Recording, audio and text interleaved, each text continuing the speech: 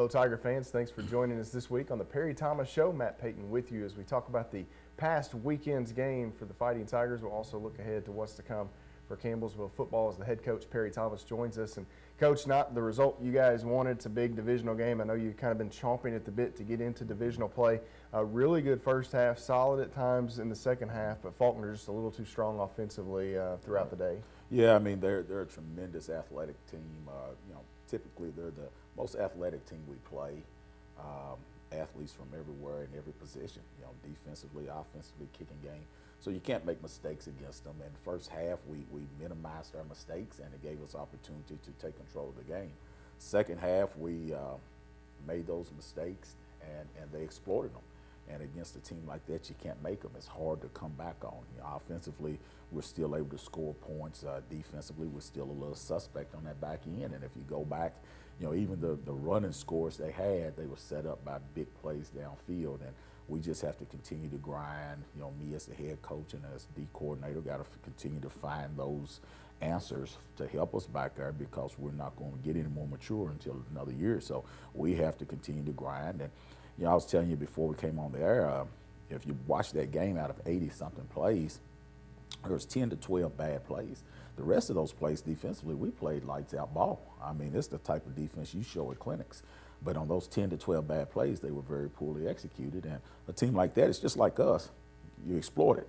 No one has stopped us yet. Well, it's not because we're just going at will on people. It's those 10 to 12 bad plays that they're having also.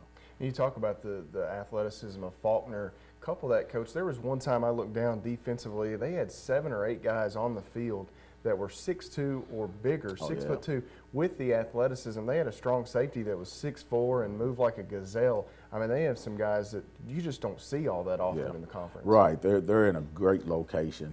Being in Alabama, they get throwback kids from the Division I's and Division I AA's, and a lot of JUCO kids from the Mississippi JUCOs and so forth. And they're just in a good hotbed to get in those athletes. When we look at our team warm up before games over the last 3 years, we see that we have closed that gap. But it's still hard to catch those teams. I mean, they're still a little bit more athletic than us, a little bit bigger than us, and so forth. But at the same time, we've kind of controlled Faulkner. We've beaten them the last few years when they've been highly ranked, so we're as good as they are. They just took advantage of our mistakes this year and came in, did a masterful job in that second half of not quitting and finding a way to win. Yeah, so we look at some of the numbers from that ball game. The final score this past Saturday, Campbellsville falls to Faulkner, final 69-51. The Tigers on the short end. Hunter Brown, coach, had a terrific day, though, as we look at some of the highlights for you guys. Hunter, 36 of 60, 618 yards, 6 touchdowns, 3 interceptions. Keanu Young, 9 catches. Coach, that's a career high for Keanu, the sophomore, 114 yards.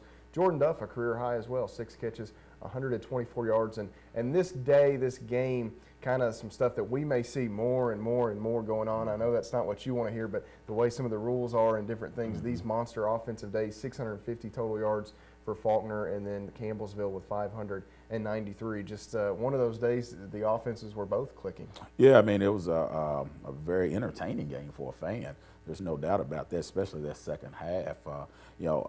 I don't like it. It's just the way college football is.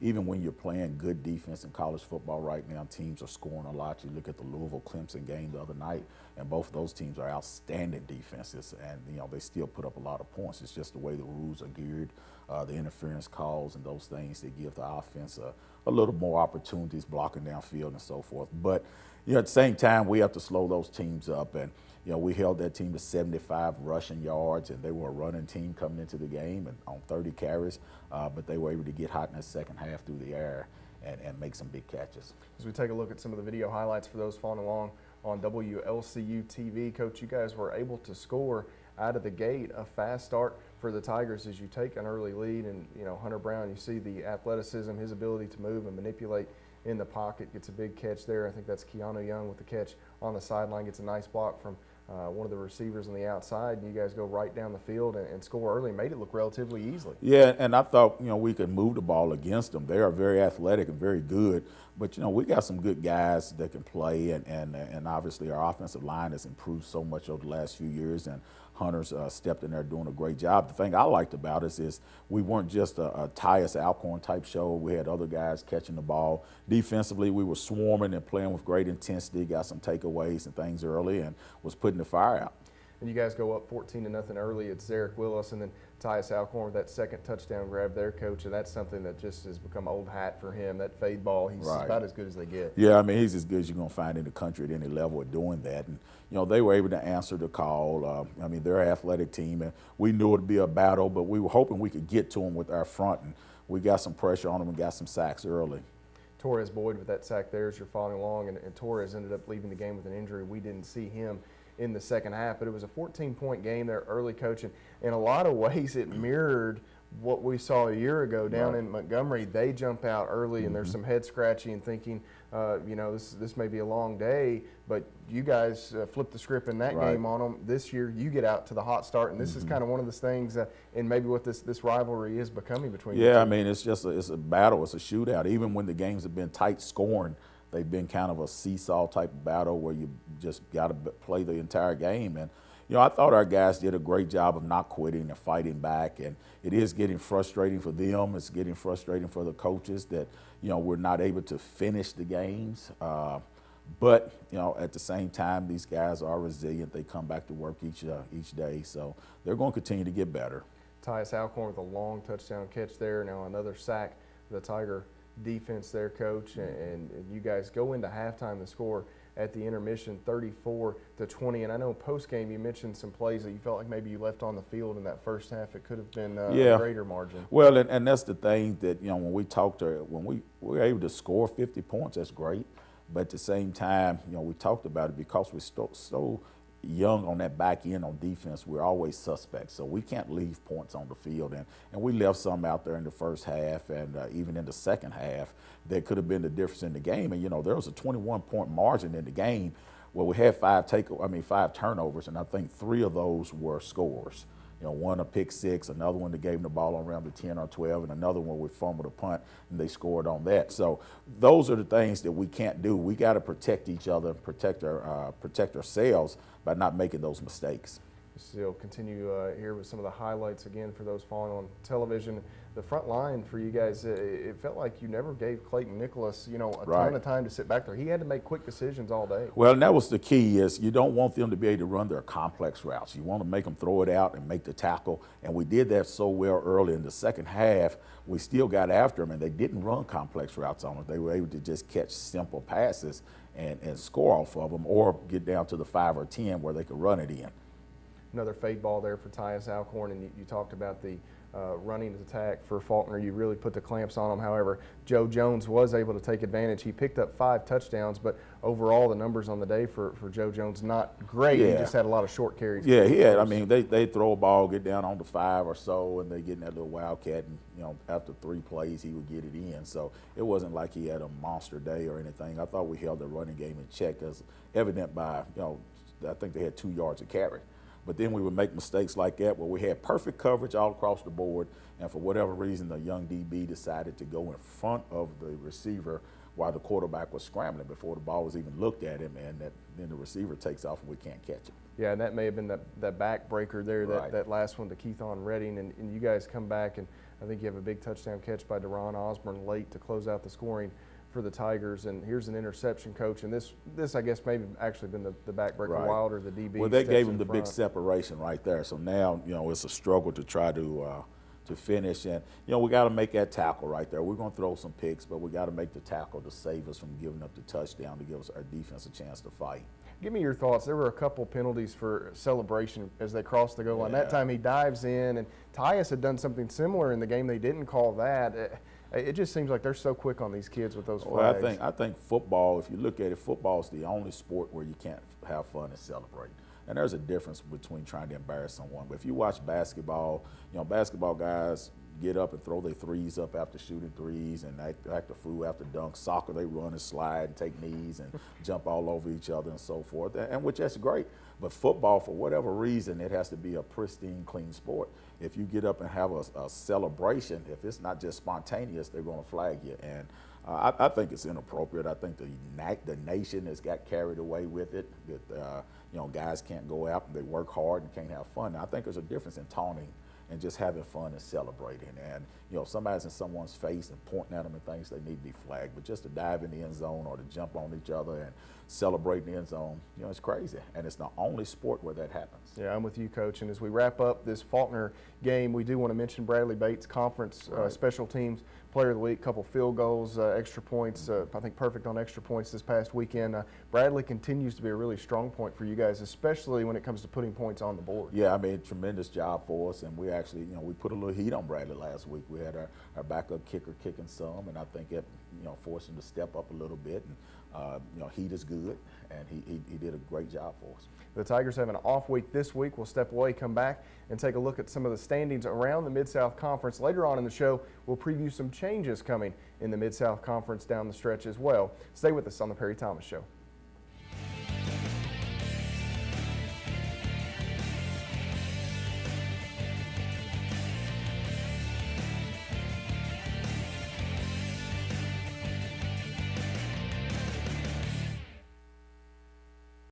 A champion doesn't get days off. It takes determination and drive to realize goals. From long nights to early mornings. From the courts to the classrooms to online. At Campbellsville University, this is why we play. This is how we learn. This is where champions are made. Find your calling for a life change at campbellsville.edu. Thanks for staying with us here on the Perry Thomas Show. Matt Payton with you as we visit with the head coach of Fighting Tiger football, Perry Thomas. And Coach, this past week, you guys get into divisional play for the first time against Faulkner, and we kind of start to see this divisional play carry out. Through the rest of the season, all the teams have reached that point in their schedule. Yeah, I mean, it's things are going to start to work themselves out a little bit here over the next few weeks.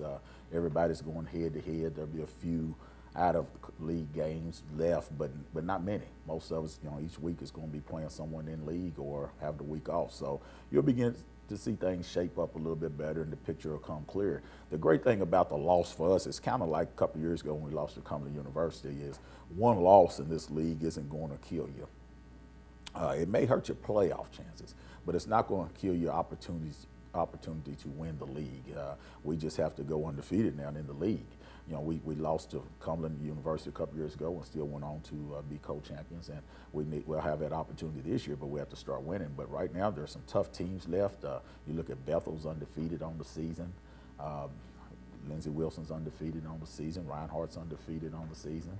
Cumberland University's gotten rolling now, and Faulkner got a win over us. So it's beginning to shape up. It's going to be some battles. Yeah, as we take a look, we'll start in the Mid-South Conference West Division. That's the side that the Tigers are on. They're the two-time reigning champs of that West Division. And Lindsey at the top with that 1-0 Mid-South Conference record. Also, you can bump Faulkner up based on the conference record. The overall record, obviously, not as good as what Bethel and Reinhardt have. Lindsey 6-0, Bethel, Reinhardt both 5-0. They've yet to get into conference play. Faulkner with that win over the Tigers, and then Cumberland U down at the bottom of the standings there with the 2-3 record. Coach, you guys, you've been here.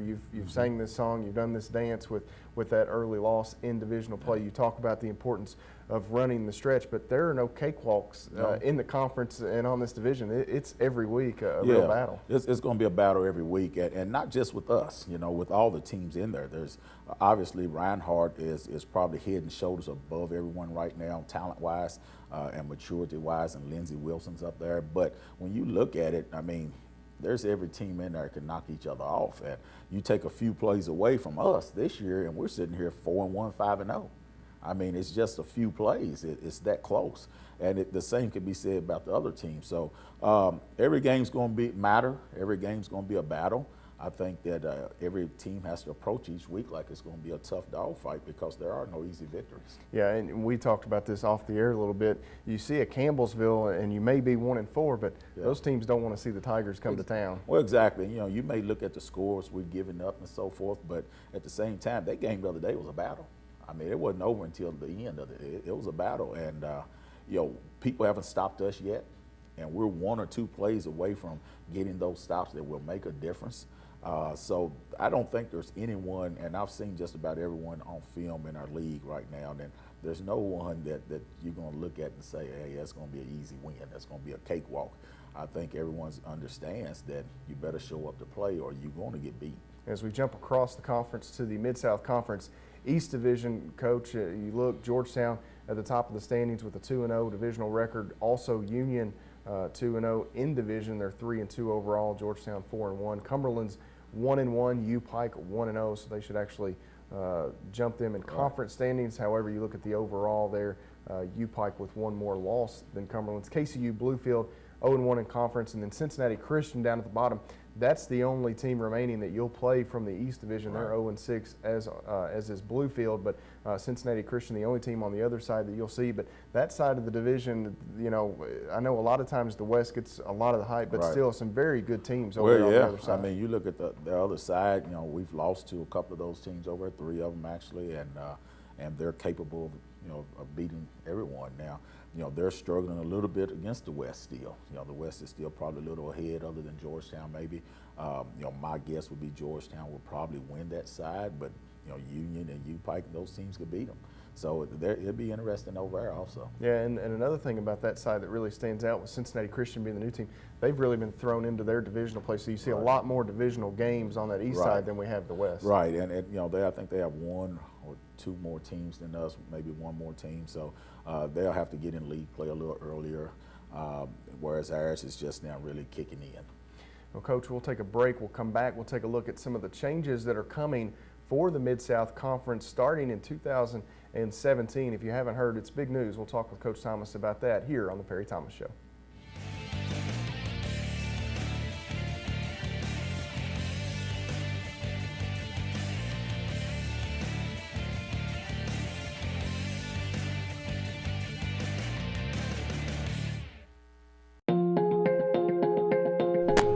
Excellence. Nurturing. Rooted. Diversity. Experience personal, academic, and spiritual growth at Campbellsville University.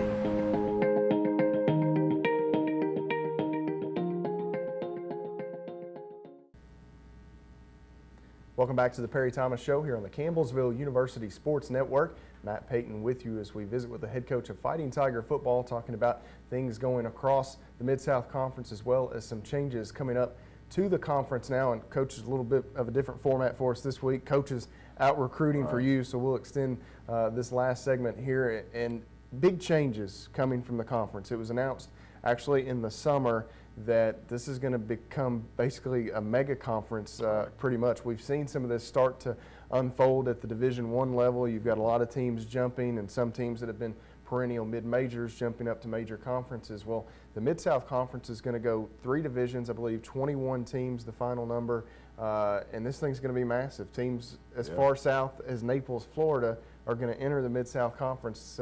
You know, it's going to be wild. Yeah, it's going to be a mega conference. I guess the largest conference in the nation at any level, and a lot of teams, some very good football teams in there. You know, the beauty of it is you have the possibility of 3 automatic playoff bids, because if you win your division within the conference and you're in the top 20, you automatically go to the playoffs.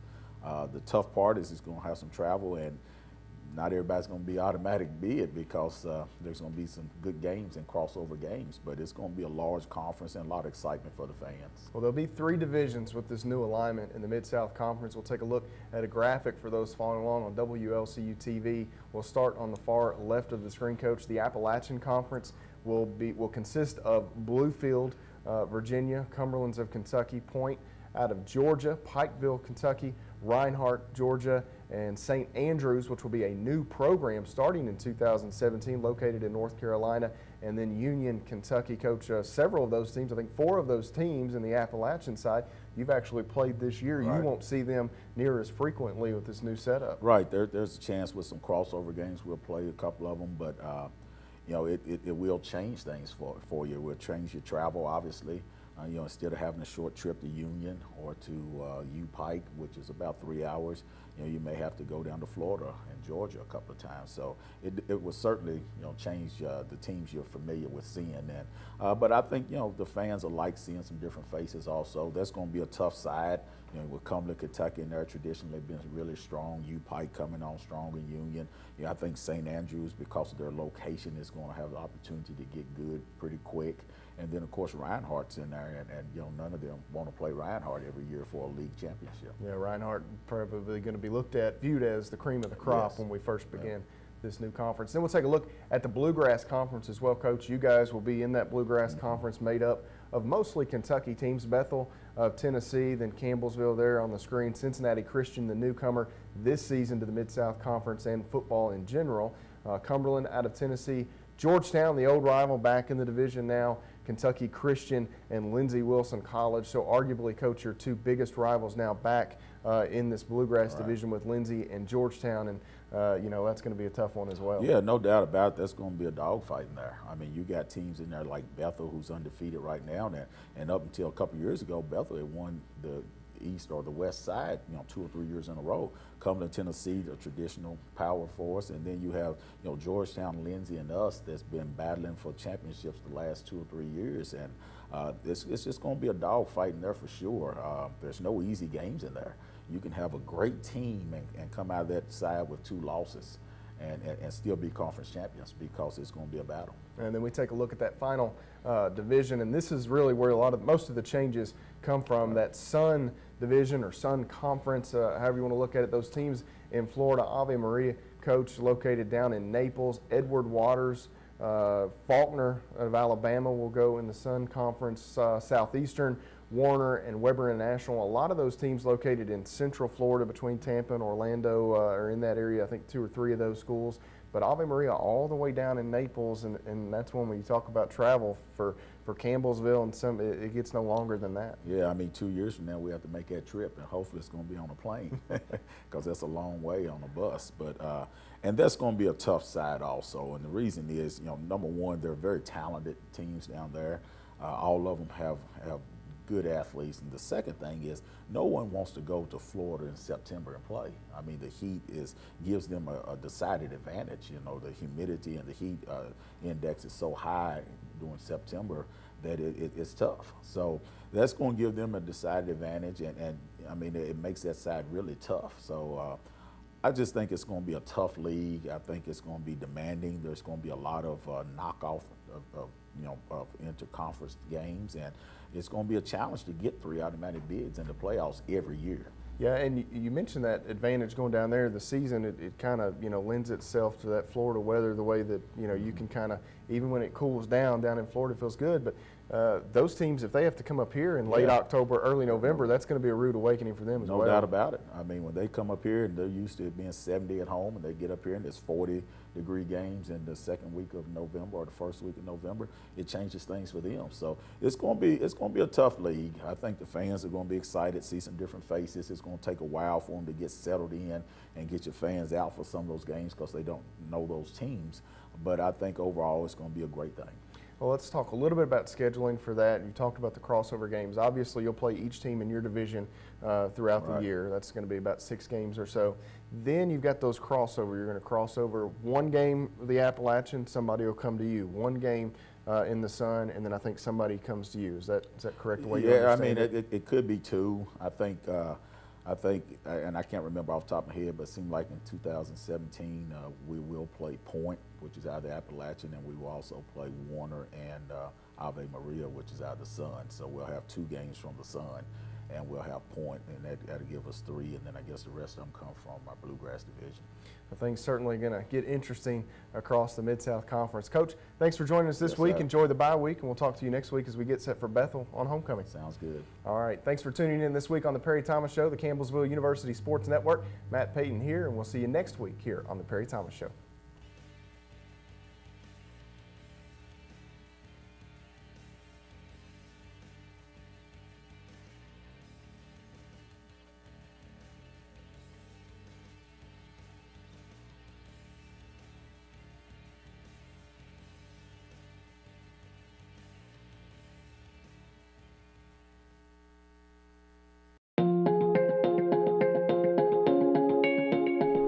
Endurance. Ambitious.